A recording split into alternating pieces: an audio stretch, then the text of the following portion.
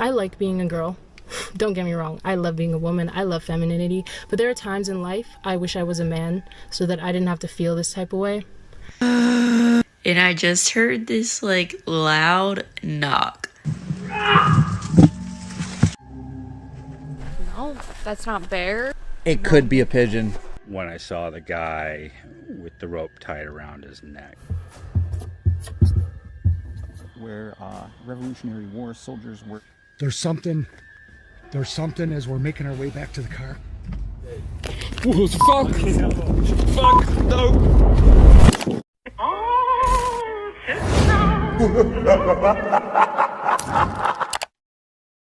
Jenna Alexis, known for her solo outdoor camping adventures, begins this trip deep in the remote wilderness of Crown Land.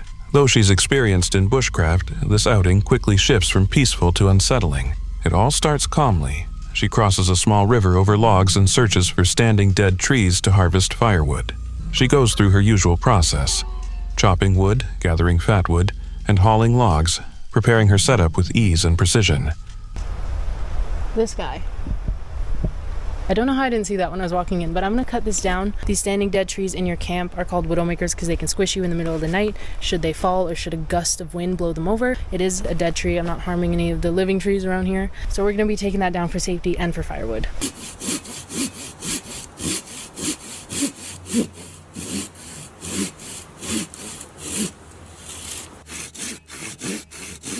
I cut a notch in my tree facing that way because I want it to fall that way, but it has a bit of a lean that way. So I'm gonna stay on the side. So either way it decides to fall, I'm gonna get out of the way really fast, but I'm hoping I can get it to go in that gap over there.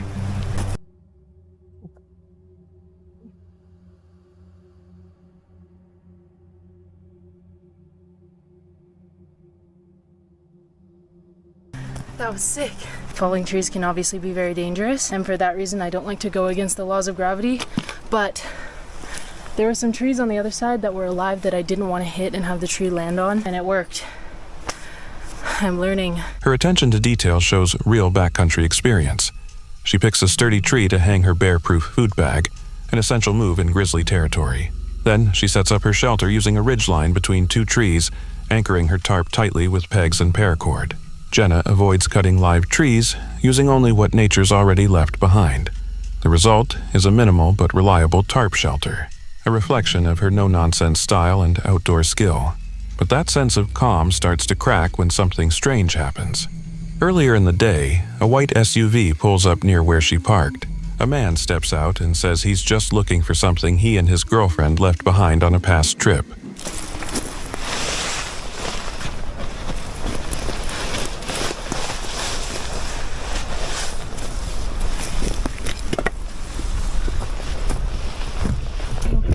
Goodbye to the campsite that once almost was. I don't think I left anything. Okay.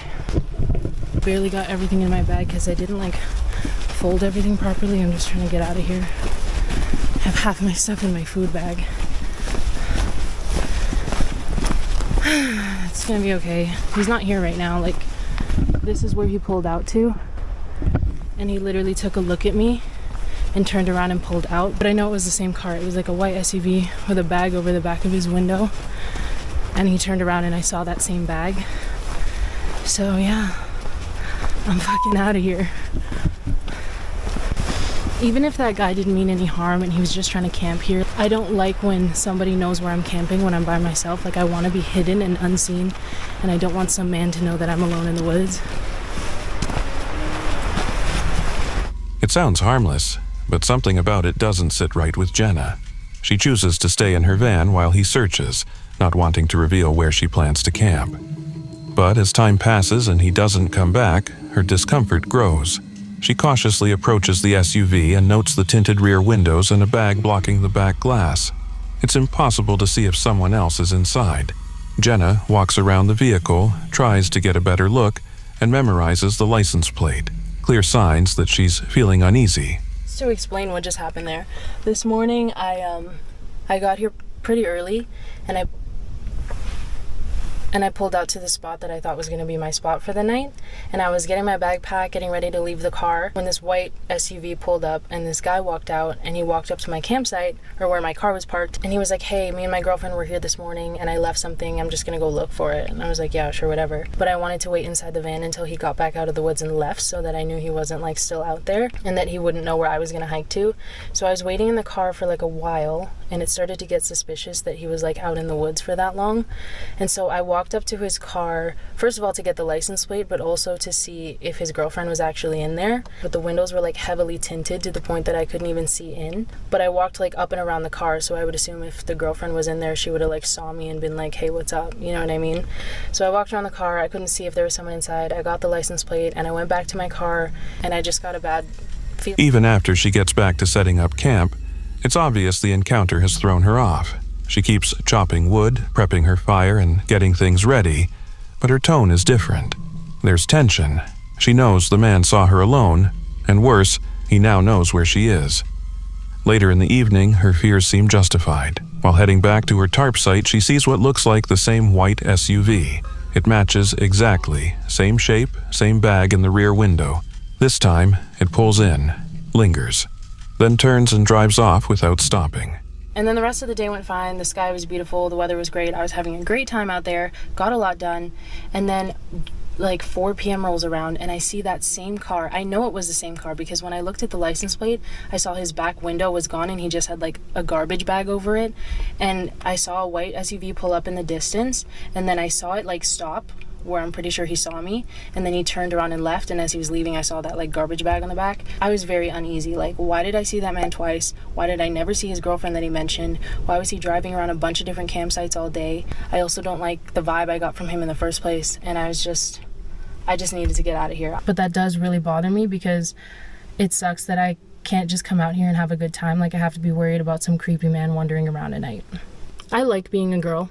Don't get me wrong, I love being a woman, I love femininity, but there are times in life I wish I was a man so that I didn't have to feel this type of way. Like, I already get nervous and kind of scared every time I come out and camp alone, but I usually just work through it because usually it's all in my head. Usually I just have to be strong and be brave and like work through those nerves and that fear. Whether he was actually following her or it was just a coincidence doesn't matter anymore. For Jenna, the message is loud and clear. Her safety has been compromised. What started as a peaceful solo overnight turns into a quick teardown of camp. She packs up in a rush, skipping the usual care, and bolts for her van. Comfort isn't the goal anymore, just getting out. As she drives off, she reminds viewers why solo campers, especially women, must stay alert. This wasn't just an outdoor trip, it was a harsh reminder of how quickly solitude can become vulnerability. In June of 2025, a solo traveler known online as a tiny nomad was deep into her journey across the United States, headed for Alaska in her reliable 4Runner. But after some mechanical trouble, her plans stalled. Instead of pushing on, she made an unplanned stop in rural Washington state, waiting on a replacement part that had failed to arrive twice already.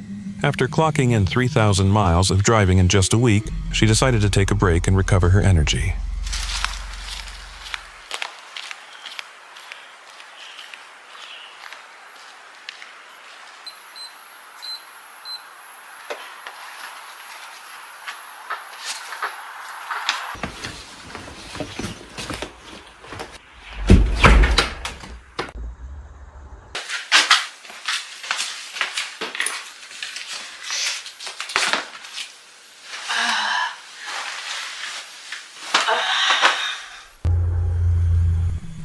She rented a tiny remote cabin deep in the forest.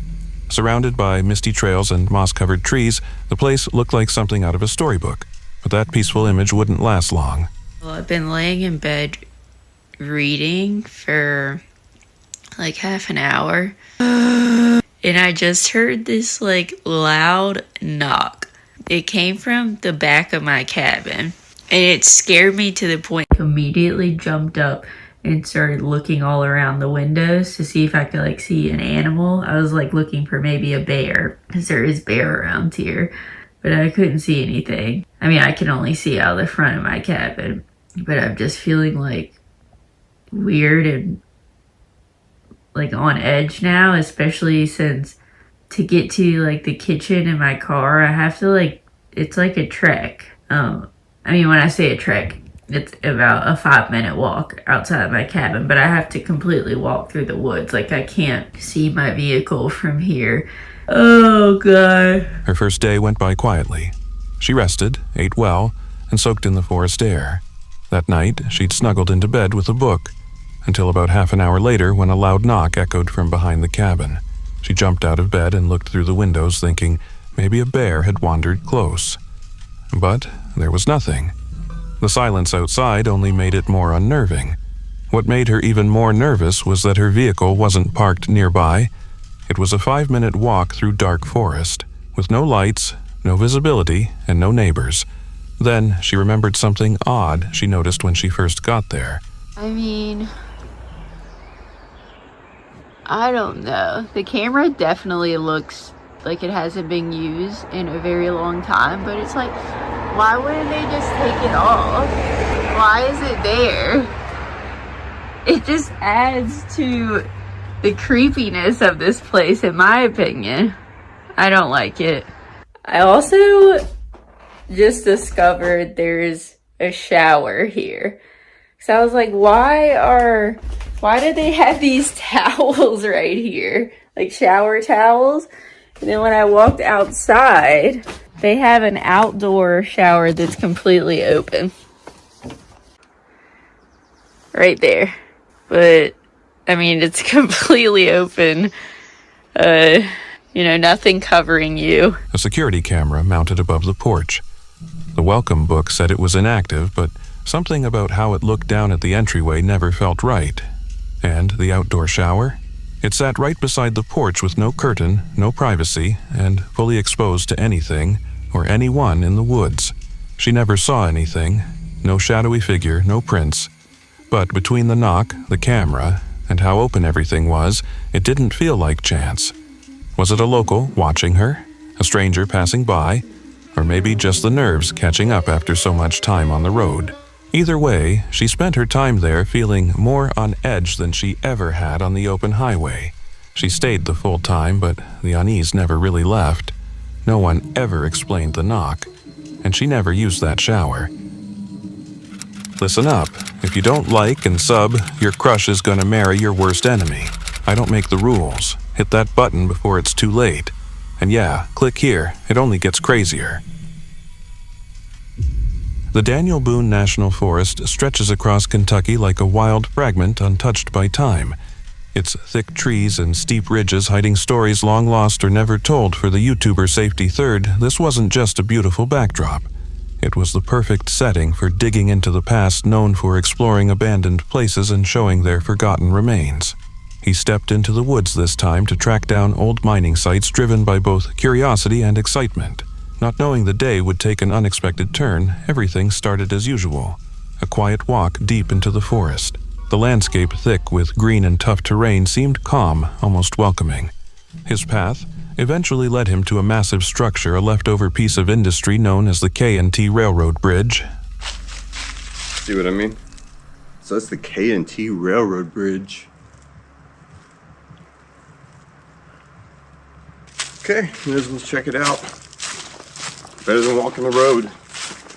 Hopefully there is a bridge though. We'll see. Yeah, it is Sheltoe Trace. The little turtle symbol there, it's what that means. I've been on so much of this trail, I've probably hiked like at least half of it just from using it. It rose above Rock Creek like a ghost of human effort. Towering, rusted, and slowly being eaten by time, though broken and fading, it still held a strange power.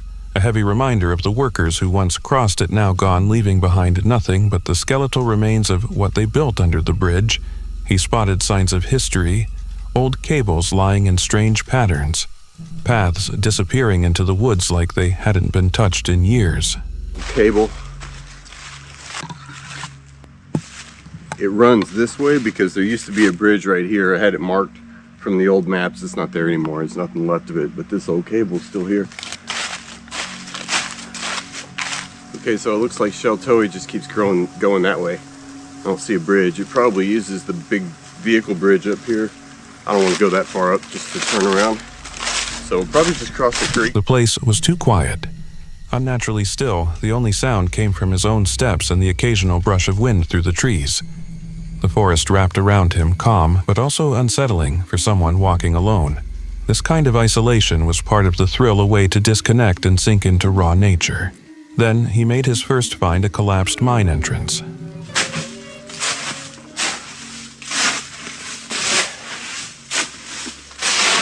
Yeah, it's there. This is all collapsed, man. It's collapsed. Okay, that's all right. This is definitely a mine. You can see in the gaps where it went down. I think I see the coal seam. Maybe the top of it there. Look at that.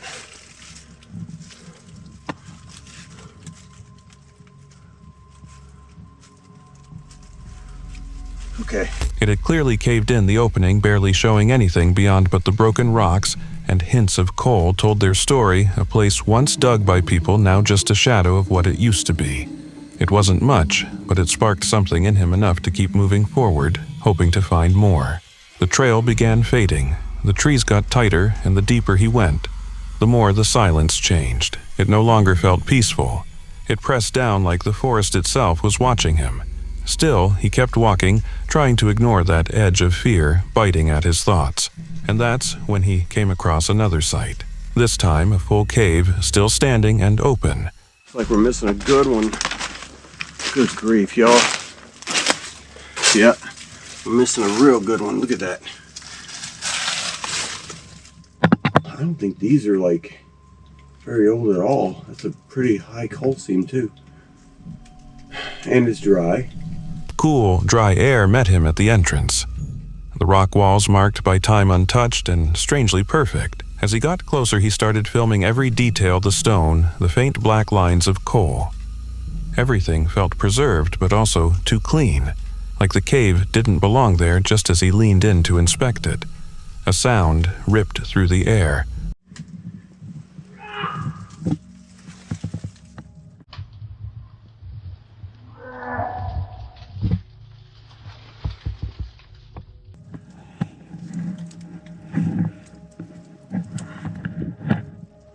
What the freak?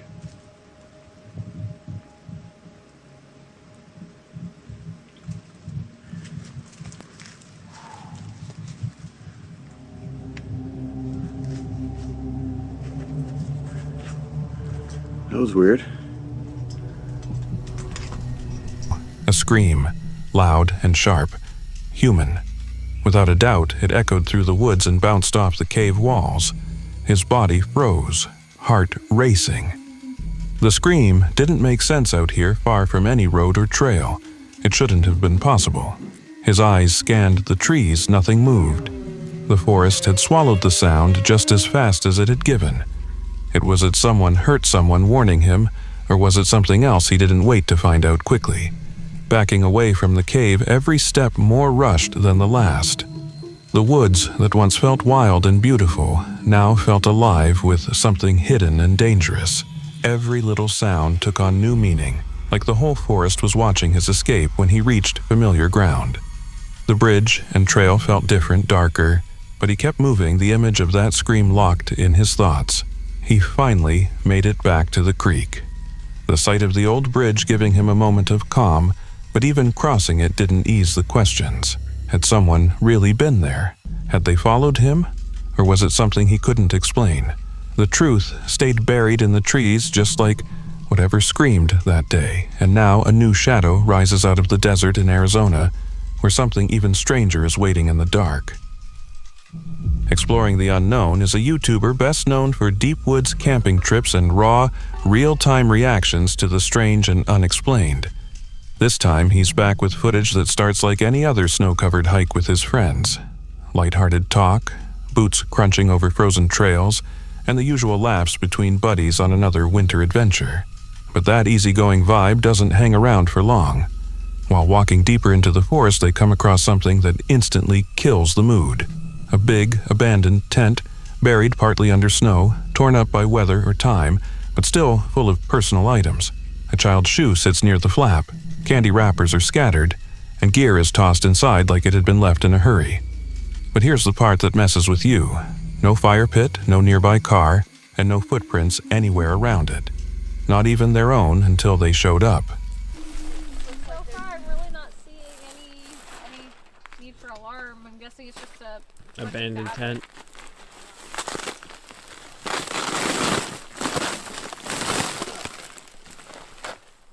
It's all wet.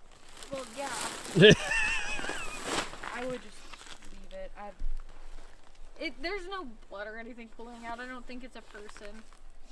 And I mean, if there's a shoe here, it's not like they leave a corpse and take a child. You know, someone had to have been here to take the kid away if there was an injury. There you go. And no one would leave a child on themselves like that. I think it's just a tent. Okay. Looks pretty up. It's very, very. Curious as to what that is.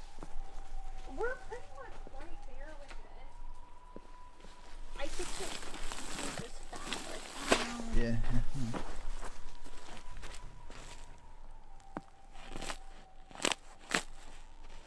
Might just be water that pooled and froze. Maybe. The group can feel something's off. Maybe it got hit by a storm and the people bailed out, but it doesn't add up. The placement of things, a shoe in one corner, a sleeping bag stiff with ice in another, just doesn't feel right. It looks more like a place someone had just been in, not something long forgotten.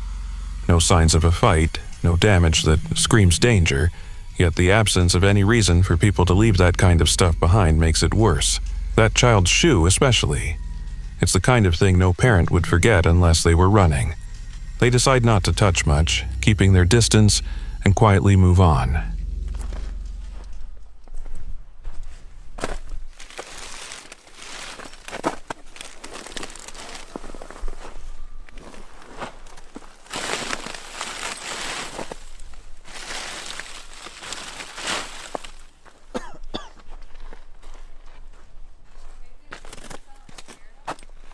What? Like this tree could have fell and scared him? That could be. It could be. I see something. There's some like candy wrappers.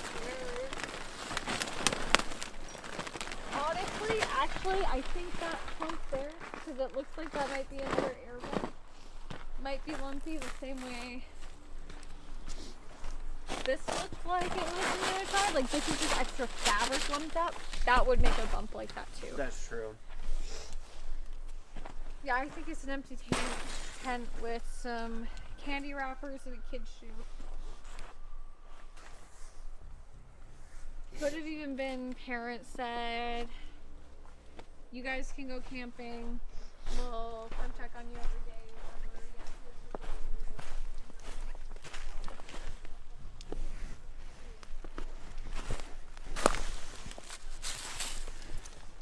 Here's a bungee cord. But the weirdness only builds. Deeper into the woods, they notice strange markings sprayed on trees. Some look like they were meant to block trail signs, almost like someone didn't want others finding their way out there. The paint's fresh in places, sloppy, rushed. Then they see more. Trees scraped oddly, either by antlers or maybe with a blade. All these little details start piling up until something else stops them cold. Footprints, barefoot, human-shaped, and massive, way bigger than any of theirs, and nothing you'd link to an animal. But what's worse, the tracks just vanish. They're there, then they're not. No drag marks, no turnoff, just gone. Well, you can see like other human footprints, but maybe, but this looks I don't think those are human footprints. I don't think so. It's like two little circles. Those look like coyotes. I could see. Oh, maybe these are that coyotes, makes but sense. those I don't know. Those have toes going. Well, over here too. Right there. That might have been Brian. Yeah. I did a foot comparison. Oh, come here. So was it about the size of your shoe, honey? No. Way bigger. Way What bigger. Get the camera. Get the camera. Look at the toes. Look at the phalanges on this thing. Even if he was wearing like wet shoes, I'm assuming Yeah, look. Yeah. They're still over. They're over here too. What the fuck? Any animal that you know of, Lauren? No, that's not bear. Definitely not coyote. Definitely not wolf. Definitely not deer. It could be a pigeon. Totally. Same size as my feet. It's just not. Bigfoot. His feet aren't as wide. I'm guessing it's either somebody with like natural toes, like those shoes, like a nature head. And just when the air couldn't get thicker, something lets out a roar. Not a bear, not a coyote. They all agree it sounded off, almost like something broken was trying to mimic a growl. It only happens once, but that's enough. Out here? That. What the was that? That. What the was that? That. What the was that? Dude, we're literally finding Bigfoot right now. No, they're the same size as my foot though, so they can... By now, everyone's on edge. They start back toward their own site before night closes in. They light a fire, try to shake it off, pretend it's just another trip. But the ending isn't loud or violent. It's quiet, that kind of stillness that creeps into your bones. The video fades out, but the questions don't. Who left that tent? Who or what made those tracks? And why does it feel like something out there never really left? As always, the final decision is yours. On June 6, 2025, a YouTuber known as Dundee Hikes began another solo hike from Islip Saddle, nestled in the quiet mountains of California. His channel usually shares peaceful moments, calm trails, scenic views, and the gentle silence of being alone in nature. But this trip would uncover something no hiker ever hopes to see.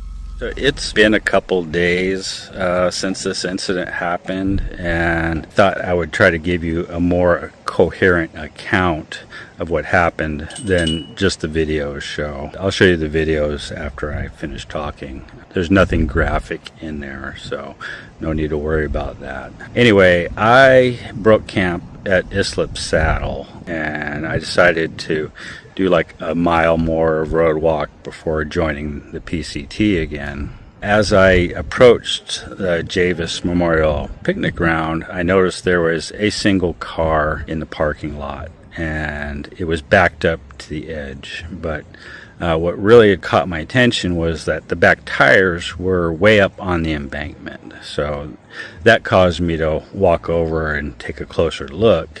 And that's when I noticed the rope that was tied to the back and disappearing over the edge. While reconnecting with the stretch of the Pacific Crest Trail, Dundee passed by a well-known picnic site. The lot was almost deserted, just one car parked there. Oddly, its back tires were perched on a slope, almost like it had been intentionally reversed that way. Curious, he walked closer and noticed something odd. A rope tied to the vehicle's rear end, trailing off down the embankment. He casually recorded a clip, joking about how weird it looked. But as he started walking away, he felt something was off. That caused me to walk over and take a closer look. And that's when I noticed the rope that was tied to the back and disappearing over the edge.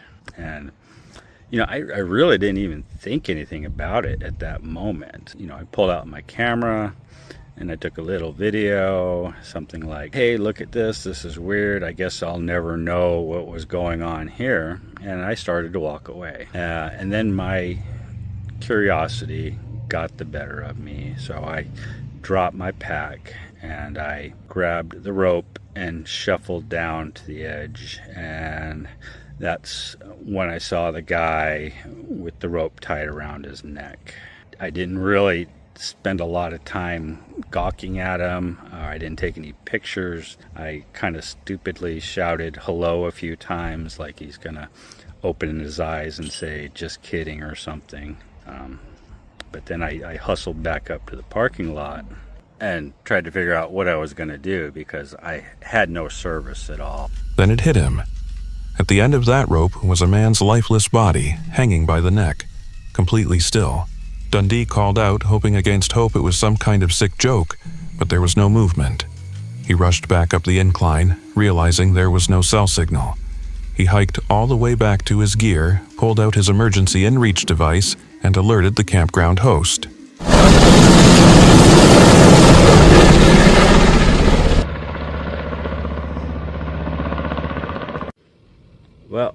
all the rest of them got on scene here. I gave my statement to the sheriff, and they said they don't need anything else from me, so I'm moving on. And they asked me not to leave, so okay. So apparently they want me to wait until homicide gets here and make sure it wasn't a murder. I got an update from the sheriff, and he basically said that fire and rescue showed up, said, yeah, he's dead, and left. Now there's someone else. I think it's crime scene, possibly, but they're going to go down and actually examine the body and try to determine if it was self-inflicted or not. A rescue chopper showed up overhead within the hour, circling but unable to land. Soon after, ground crews arrived. Firefighters, deputies, a homicide team. Dundee was required to remain nearby as part of standard protocol. They took his statement just to rule out every possibility. He was never under suspicion. But the horror of what he stumbled across stayed with him. Eventually, authorities recovered the body. They inspected the rope, the vehicle, the scene, trying to decide if it was suicide. Nothing has been made public, but for Dundee, it was personal. He went looking for peace, and instead came face to face with something far darker. As his video ends, he shares a message. If you're going through a dark time, talk to someone. It might be a terrible day, but that doesn't mean it's a terrible life. For those who wander alone, that warning lands heavy, because even out here, far from everything, some shadows still follow. James, the guy behind the YouTube channel By the Curb, had a night that turned from peaceful to downright disturbing while camping in his van. After a long day on the road, he found what seemed like a quiet park, parked his van, and settled in for some sleep. But around 3 a.m., that calm was shattered by the sound of footsteps creeping around outside.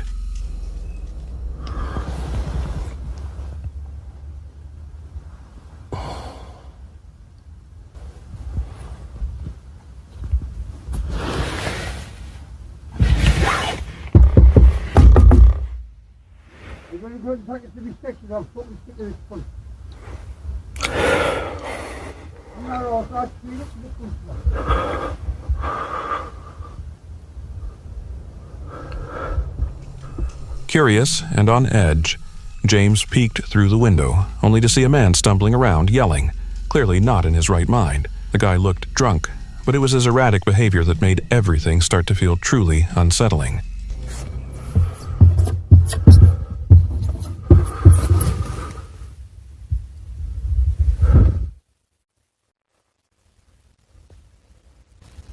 An old one. And you see a on the front, his father was a bit. His father, his grandfather, was a pitman, and I'm the back. Did not work no one. I'm not the third door. I'm not the private league. I'm not a first is an English footballer. And I really want to know what it means you see when you put in the dead people who you're supposed to love. Concept, I've never heard this one. Of our new modern technology. You got fucking stuff like this on there. You got camera on, you're shutting out our gear on your dust. It's coming back. Oh, too fuck. That's really what we follow. I cut his box when I was fucking years old. I was only stuck in it. That's really what I was doing.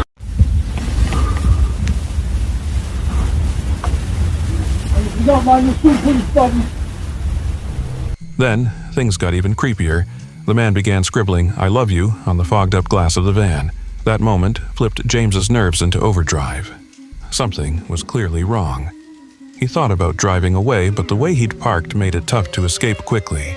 Thankfully, after what felt like forever, the stranger wandered off. James was okay, but that night left a mark he won't soon forget. Chad is a solo adventurer on YouTube, known for wandering deep into the wilderness alone. But this time, his calm outdoor trip spirals into something much darker. His destination is Putnam State Park, a place soaked in history, once used by the Continental Army during a brutal winter in the 1700s. What's left now are sunken cellar holes, decaying stone foundations, and trails haunted by memories of disease and starvation. Chad enters just before dusk, planning to rough it for the night with nothing more than a hammock and tarp between the trees. Through what's supposed to be a haunted park, like a forest.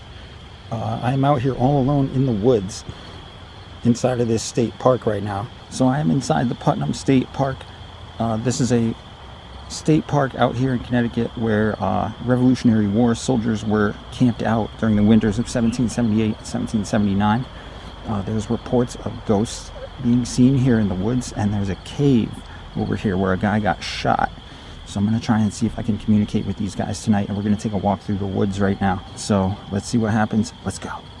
So I do have my... It is dark as hell out here. I do have my Ovilus device going.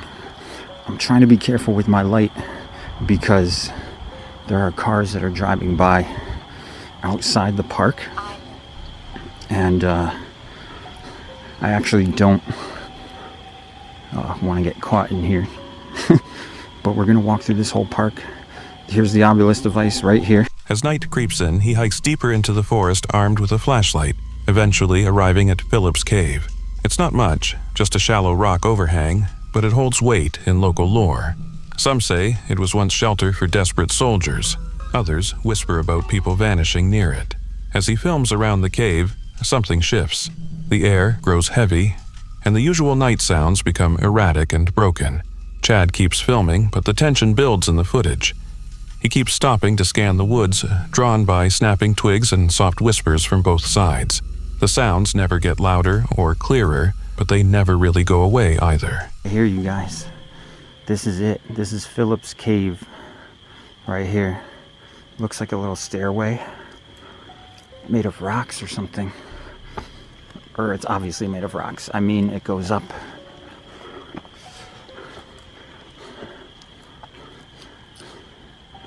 Wow, this is really cool. Oh, yeah, he must have lived. This is his cave. Little quarters right here. Wow, think about being alive a couple hundred years ago, man, and living back here during a crazy war, and the way that the people were back then.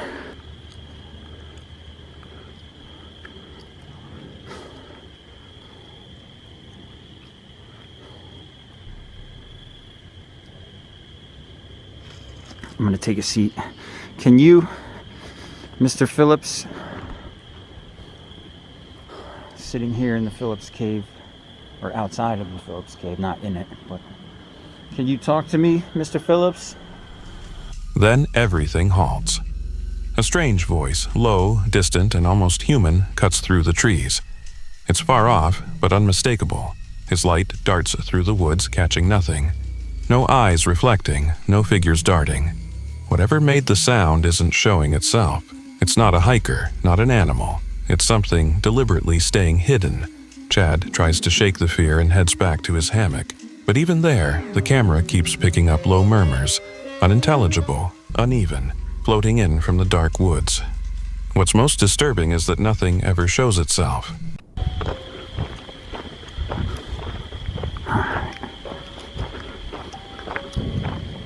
Whoa. What was that, dude? Dude, there's nothing around here that would even possibly make a loud noise like that right now at this time of the night. There's nothing. Was that a gunshot or something? So, you guys, it's called a residual haunting. So, residual haunting is basically... residual haunting is basically when you hear memories of the past and it keeps playing. Oh, I think I just heard another one. Okay, I don't know what that is, dude. There's nothing. I don't know what could be making a noise that freaking loud all the way out here. I just came from over there. He makes it through the night without harm, but when he speaks again near the end, something in his tone has changed. He's guarded, quieter. He doesn't claim ghosts or explain what happened, but what he captured lingers. Viewers familiar with the park's past made quick connections. During the Revolutionary War, the area held thousands of suffering soldiers. Some say their agony never left. Locals have long reported seeing figures in the trees, hearing voices with no source, or even catching brief glimpses of the past, like hearing gunshots or hoofbeats before they fade into nothing. Oh, cool. Check it out, you guys. I didn't even see this here. There's a freaking little... This is like a little lake that's in the park. Let me turn the light on a little bit brighter so you kind of see it. Yeah, a little like water lake right here. That's cool as hell. There's a lot of history here. This is cool, man. This is very, very cool. A lot of stuff here. The trails are a little bit creepy because it's nighttime, obviously, but... Alright guys, so we're going to end this adventure. That was a crazy little walk through the woods. A little bit creepy. I've actually made it all the way back to the front. Rounded this whole park. Check out this cool cannon behind me. So I made it all the way back to the... This video joins a growing list of haunted encounters tied to real history. But what makes it different is its restraint. There are no cheap tricks, no loud music, no editing gimmicks. Just raw silence. And the kind of dread that slowly creeps in. That's the kind of horror that sticks with you.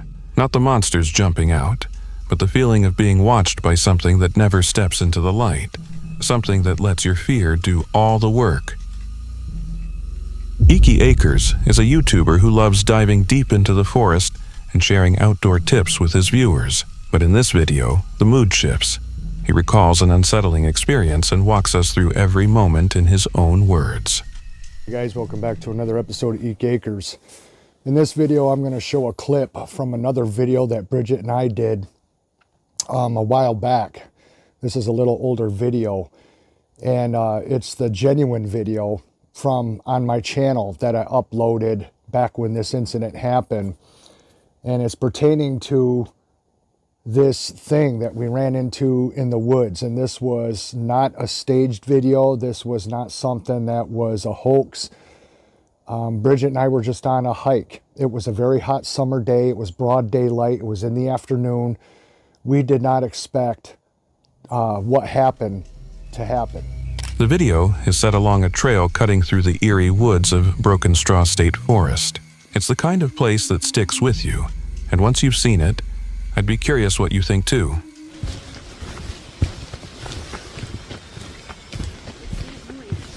Creaking tree.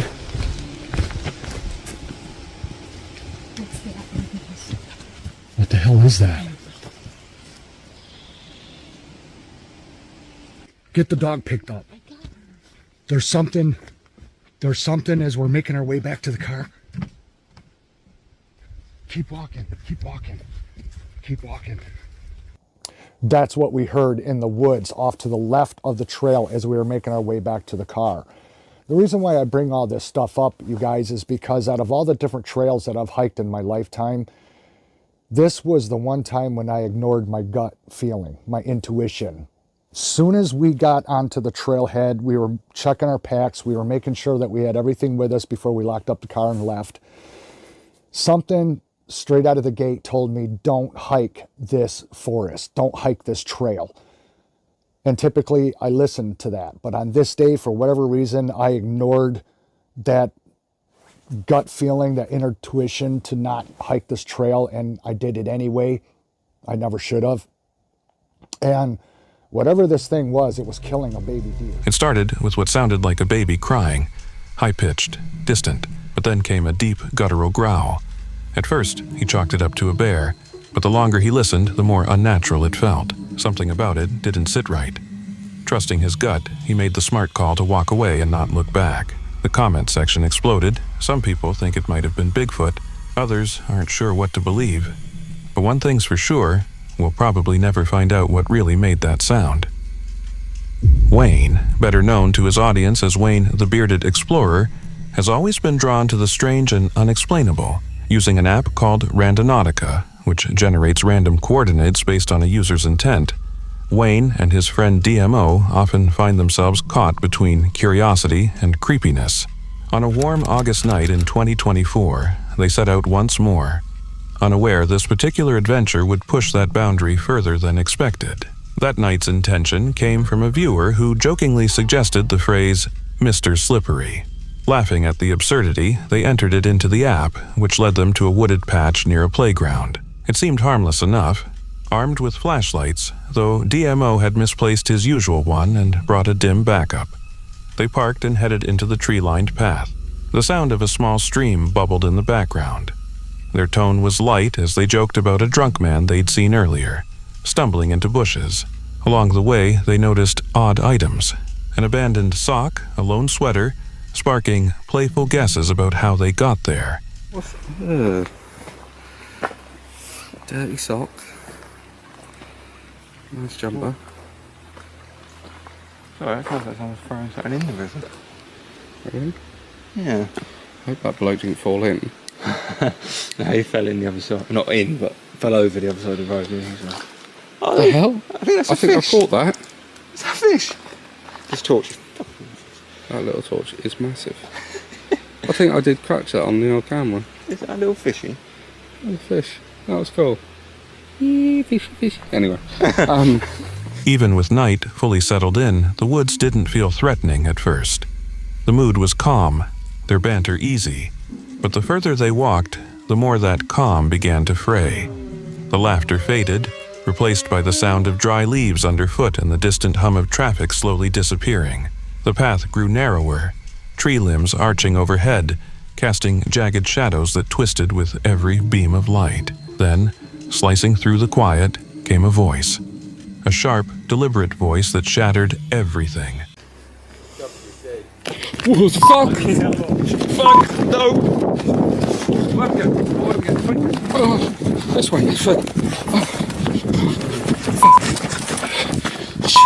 Signals. Go.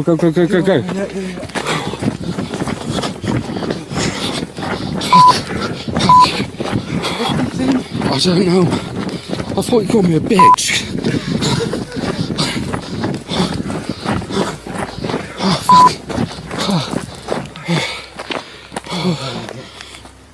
Well, how did you get there? I don't know, that can't be the same person. That can't be the same person.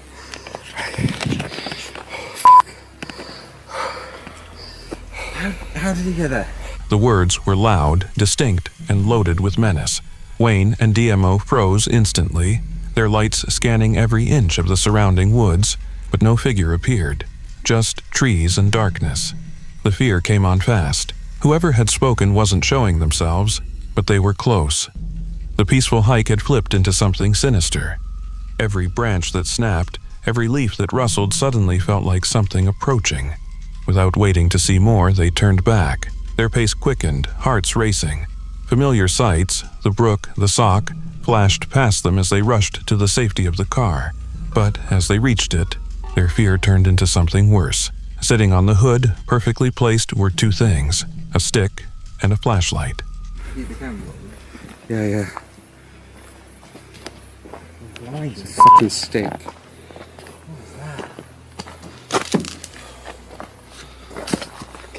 God, blimey. What? That's your torch? That's my torch I lost last week. Is there anything on it? Like I say, it's oily. There's a scrape down the side. Looks like fingers. Did you throw that down there? Yeah, that was laying on the car. Nothing on the front.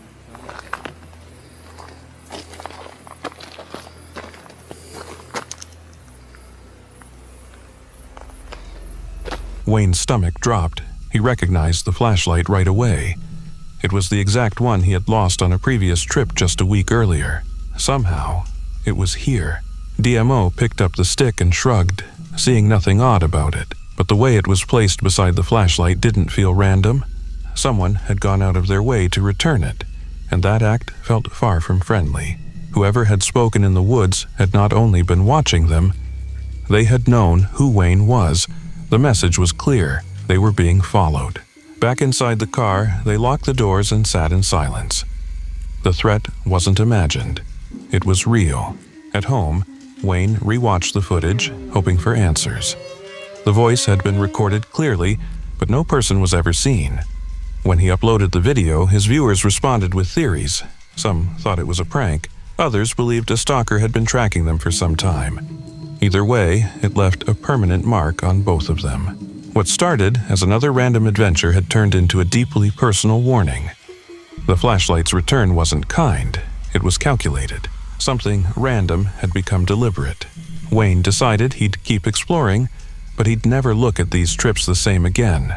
The woods still whispered to him, but now he listened differently, because not everything hiding in the trees wants to stay hidden. And sometimes, curiosity isn't worth the risk. For watching more disturbing encounters, click here, and if you're enjoying the video, make sure to hit that like button and subscribe to our channel, Campfire Encounters. Thanks for watching.